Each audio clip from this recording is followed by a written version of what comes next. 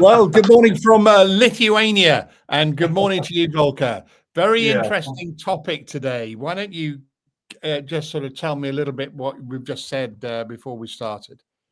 What did I say? I said the GC index. I don't know much about the GC index, to be honest. And I thought you could kick us off with the GC index. I mean, I've seen many different indexes over the years, so I would assume the GC index isn't too dissimilar. But who am I to judge? So I thought maybe you can kick us off with a little bit of GC index, and then I can Yeah, add sure. some emotional intelligence flavor to it. Yeah, sure. So one of the great things about doing this type of work is that um, when you're working with companies to help them to change and to help teams form and to help individuals through coaching and personal development, is that you sort of get into this concept of psychology, and you get into the concept of their skills, and you get into the concept of their practice. And we have those three areas really well covered: skills and practice, normally in a CV. And we normally then have psychometrics that we put into how people turn up, how they behave, how they approach certain things, which is great, but it's not going to help the company, and it's not to help the individuals when they're already employed. And it generally doesn't answer the question is, what are they going to want to do, and what are they really good at, in terms of going about how they deliver their particular capabilities and skills. So what the GC index is, the first organometric recognized by the British Psychology Society in that very field. And what it does is it takes an area of, and we're not doing any slides today, but let me just say briefly, it takes into 5 areas. It takes into the area of first of all, what we call the game changer. Then it takes into what we call the strategist. Then it takes into account what we then call the implementer. And then finally, it takes into account the what we call the polisher. And quite simply, and then in the middle, those are all scored individually, and in the middle we have the playmaker, and this is how somebody actually turns up and does their works with others within the team, and it's a derived score. So it's their role at facilitation and development. And as we look at that, let's just think a little bit about how you might want to do your role, and how people do those roles. So, and what I mean by that is it doesn't determine what type of role you're going to be good at. So it doesn't say you are a skills-based individual in a specific way, like a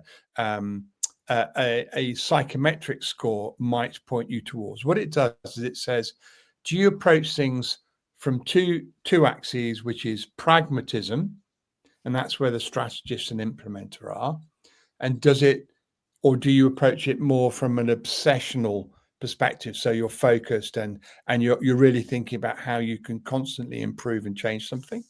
And that's where the game changer and the polisher sit. And then you have the imagination people, and that's where the crossover, and this is a horizontal measure, and action is the other horizontal measure. And the imagination people are the game changers, the people who develop the future. And then there's the strategists, are the people who order the future and look about how the future will be mapped and made out. And they tend to be very ideas focused. So it's imagination, ideas focused, and then you have the pragmatic part of that and the obsessive part of that. And then finally, you've got the implementers and the polishers, who are action orientated, task focused. What are they going to do to get things done today and with what we already have? And you need all those things to come together to create playmakers. And playmakers are people who orchestrate, what we call orchestrate the future. They're the people who pull all the individuals together and ensure that all the good ideas, all the best planning, all the best implementation, and all the best continuous improvement come together. And so that's really what a GC index is. And we talk about scores in these areas being people's proclivities, i.e., where they have energy. So in other words, what it defines is what your energy is. And then if you've developed energy as you have energy to be a strategist, then what it talks about is how you've developed skills in that area.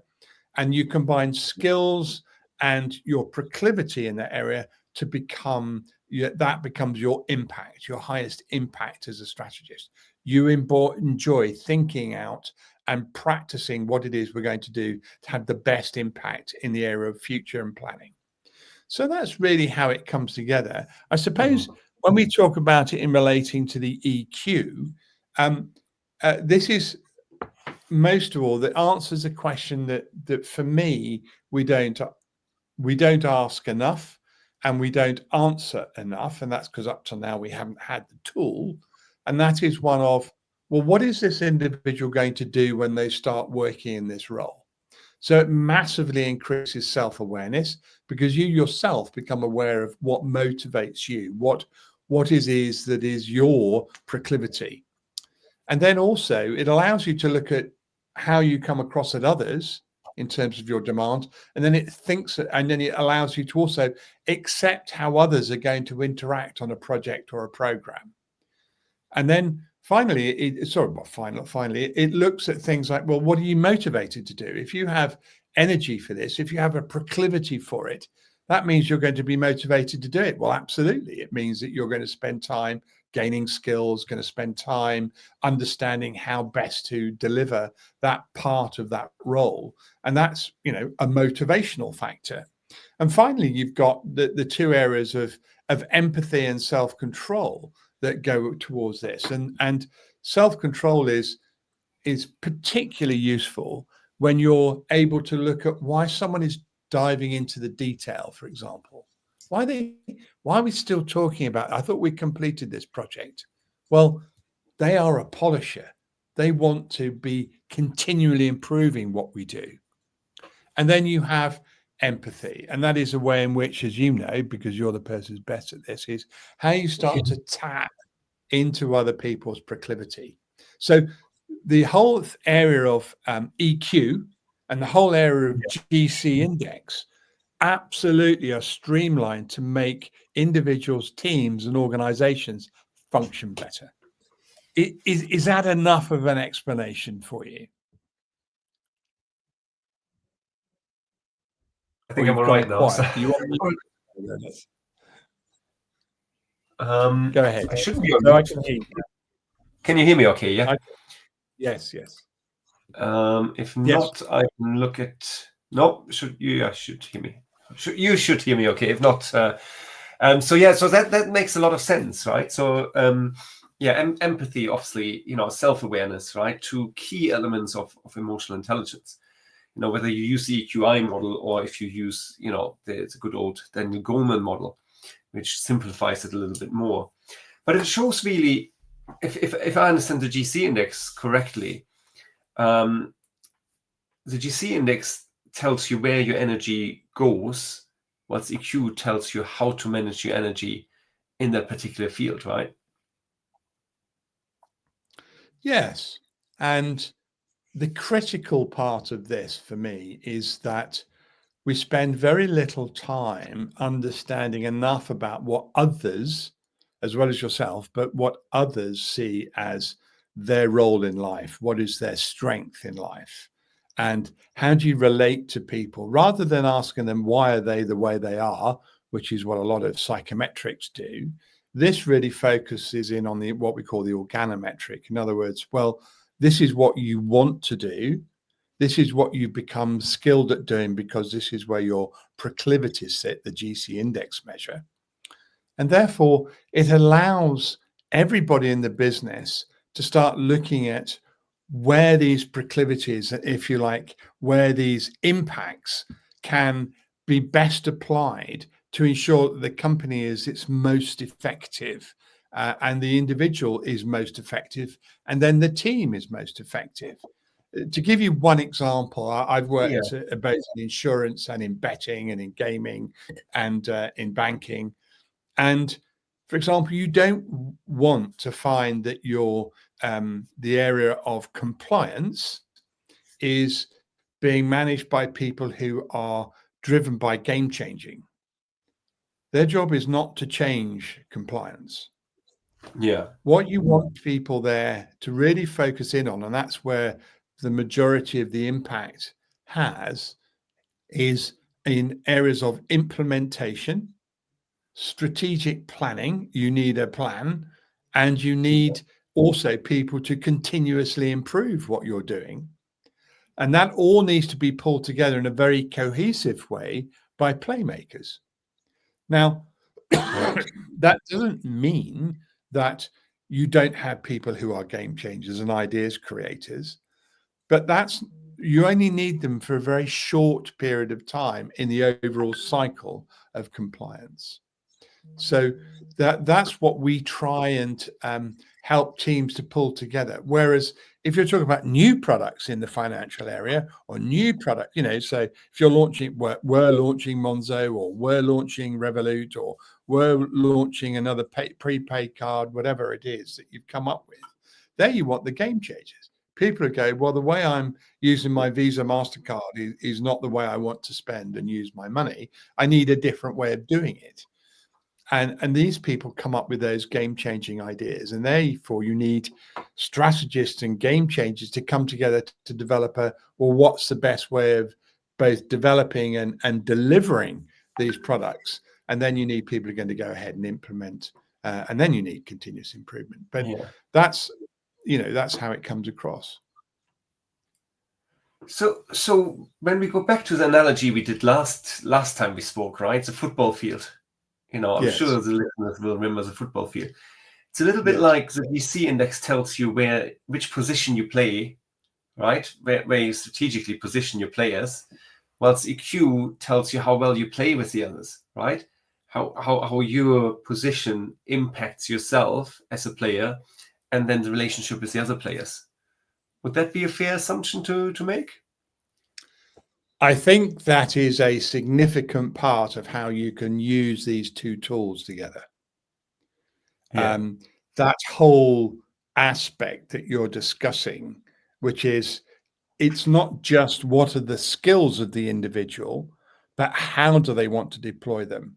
What is it they're going to turn up and say, I'm someone who likes sitting in the middle of the field looking at how we're playing. They get joy. And we often talk about football teams where there are apparently a player or two who don't really contribute as much as you would expect, but they are constantly guiding the game. You can hear them talking. You can hear them shouting at other players. You can hear them discussing what's going on the field. And they are definitely your strategist, or indeed, but they may have other skills, but it's likely to be the person who is a playmaker. And they might not necessarily have all the EQ to understand how they make that work with other players on the field. And there'll be vice captains and others if you talk about a rugby field, they'll often tell you there's 4, 5, even 6 leaders on the field doing different things. And I think that's a particular example where EQ and GC come together. That's really interesting. So we should really work closer together to deliver that for some leadership teams. I think it's a great synergy. It is a great synergy, and it allows, the thing that it allows for me, and I think we ought to spend some time talking about EQ a bit more, and where the pitfalls and where we can do. Sorry. Yeah, let's do that in a second. But I just to finish off your point. For me, a GC index takes the cogs of a gearbox and it puts oil in, or it adds butter to a cake. It brings everything together and allows everybody to interact in the way that they are best suited. And I think that's where we can also now talk about where the EQ fits into what we're talking about here, because the GC is something that really does oil the wheels, as you might want to say, not getting too men's own boys familiar with engineering, but that's what it does. Interesting. I mean, I want to be honest. I just ChatGPT'd a little bit more details around that, and it's quite interesting. If you're looking at the traits of the GC index, so if you're looking at the reality tester, right, that you mentioned, self-actualization is probably the EQ skill, if you like, that is most relevant to that player. So self-actualization. Then for independence, it would be impulse control, right? Which would make perfect sense to me from what you said about the independent. We already said, empathy and interpersonal relationship. That's if I understand that correctly, that would be for the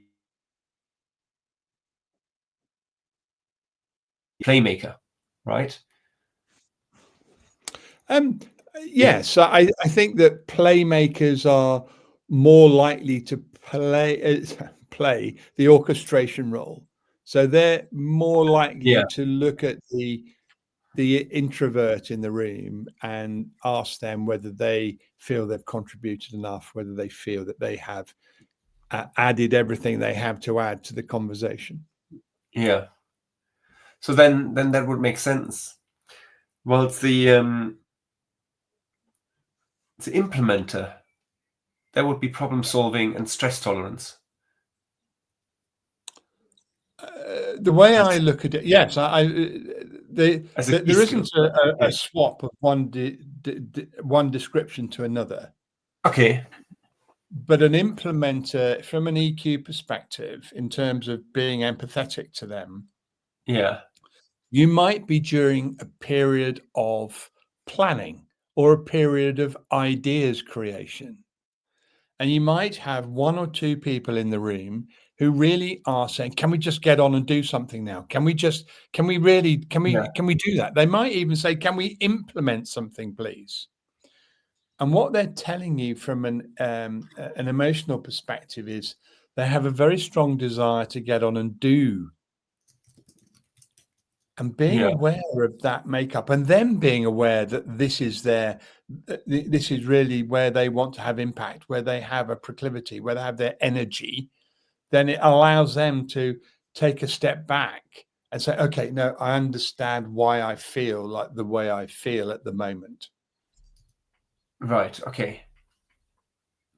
So that makes sense then, because I'm playing around with that because I'm trying to find an overview where we can say, as a strategist, that's a key EQ skill. So reality testing, self-actualization, game changer, impulse control,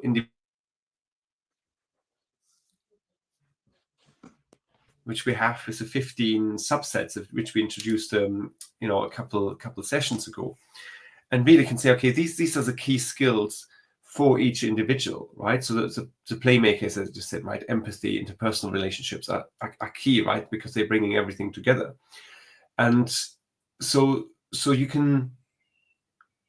I'm trying to think how you do that practically, actually. So would you do the GC index first, or do you do the EQ eye test first, or do you do them both in parallel and then see where people's role best align?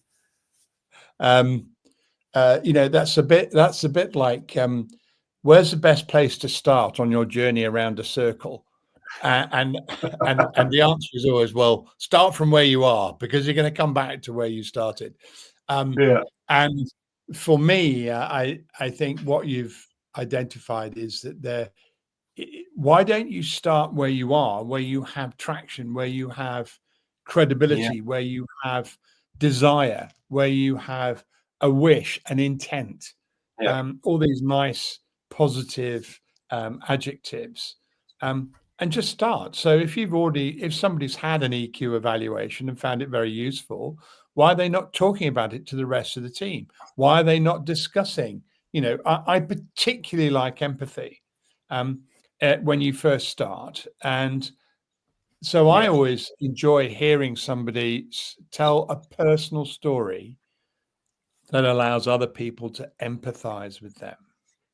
And I think that's a really I love this. I was taught this, or I don't know, 20 years ago, maybe longer, about how telling stories allows people to personally empathize with you and to build EQ with somebody.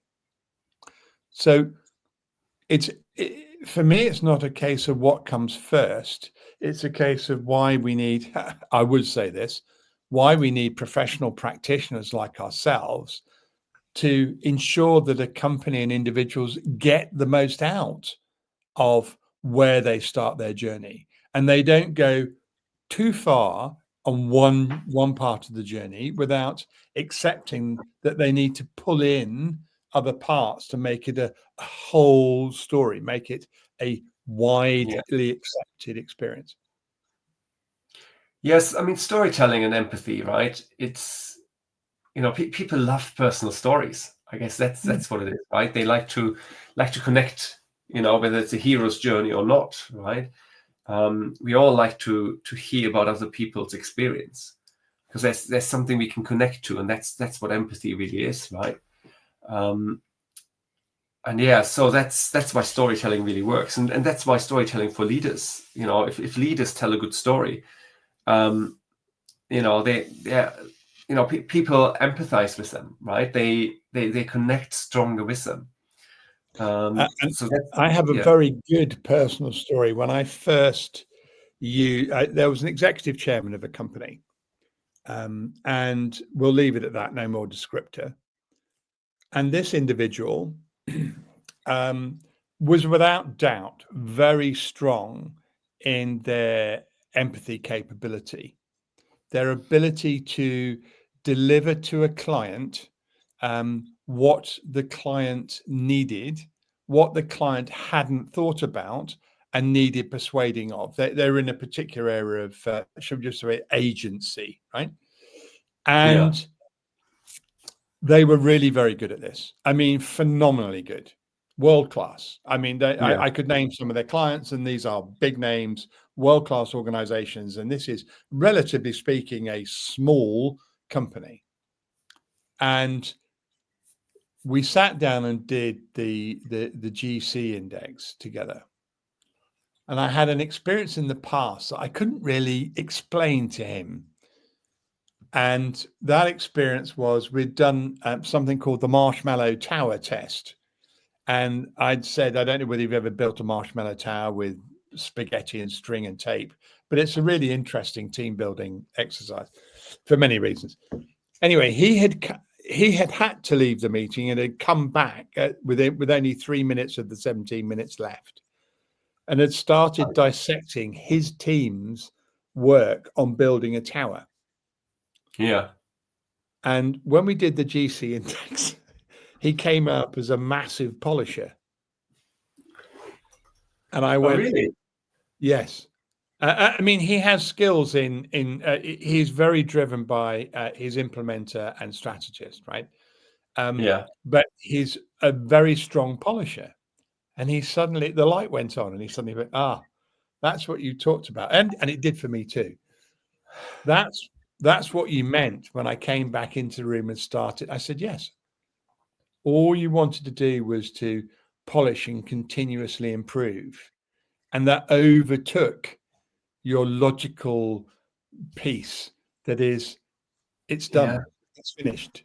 You can't add anything in the 3 minutes that's going to improve what's here. What you need to do is to support the implementation of what's already been designed, not redesign what has already been designed.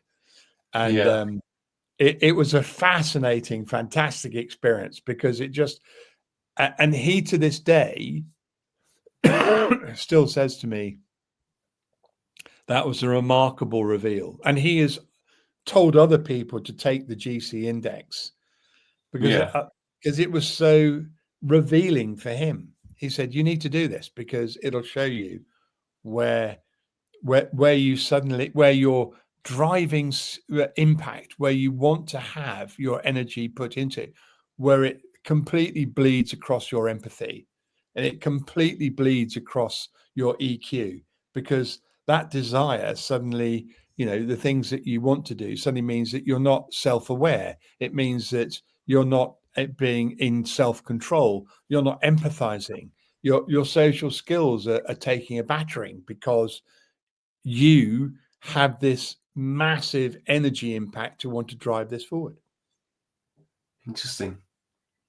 So yeah, equally, yeah. Sorry, go on. No, it's a great exercise, right? The spaghetti marshmallow exercise. I mean, to be honest, any team exercise, and because it brings these attributes to front, right? You know, because people can't help themselves, right? If you have someone who's really bossy and wants to lead, that's what they're going to do. You know, because they're in their natural environment, right? It's whether they play messy like in kindergarten or be a little bit more civilized, playing with food. But yeah, no, that's great. That's a great intro to the GC Index. Actually, I really enjoyed that. Well, well, thank you. I also think it's a good introduction to how, if you become overly dependent, if you like, or overly committed to one tool, it's the classic. If the only tool you have in your box is a hammer, every job starts to look like a nail. Yeah. And one of the great things, I also do stuff with Clifton Strengths. We do stuff where, with coaching, professional coaching, we do supervisory coaching. We work with you on EV. We work with you on other stuff that you do. We've got other members of the team who focus, who've done disc profiling, who've done a number of other profiling tools. But the key is always, what are you trying to achieve? And why are you doing it like this? Yeah.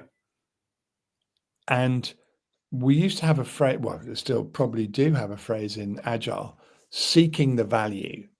And one of the things that we talk about, all of us talk about with clients, is what is the value you're seeking to pull out? And that is, I think that's really critical as we move things forward. What is the value we're trying to pull out? And therefore, don't reach for a hammer, reach for engagement, and then think about what's the right tool. Yeah. Michael, it's 10 o'clock. We're out of time already. That was really quick. I know we're planning to go a little bit deeper on that topic in the future. So I think that was a really good first introduction to the topic and how these, how emotional intelligence GC Index, you mentioned the strengths, profiling, by Clifton. I'm trained in different modality, but they're all the same, right? But they're all, pursuing the same goal. Maybe we do a marshmallow exercise ourselves in one of the half-hour sessions we're doing. I think that would be quite fun. that would be more than fun. We just need to be in one location. I don't think we can do it virtually. But I think that we have an audience that accept that this is a free forum, not a structured forum. In terms of, we don't come here with a pile of slides. What we come here is our own experience to help people. It leaves us just to say thank you very much, I think, to the audience. I'm not looking at how many of us are still here, but thank you for all those that join. Thank you for all those that watch, and we have a large audience that pick up on the video and watch it at a later date on our YouTube channel. And just to emphasize that, you've got youtube.com/@CultureWorks Consortium is the way in which you can watch this in the future. Brilliant. Thank you very much. Excuse me. Thank you, Volker. Until next time. Bye-bye.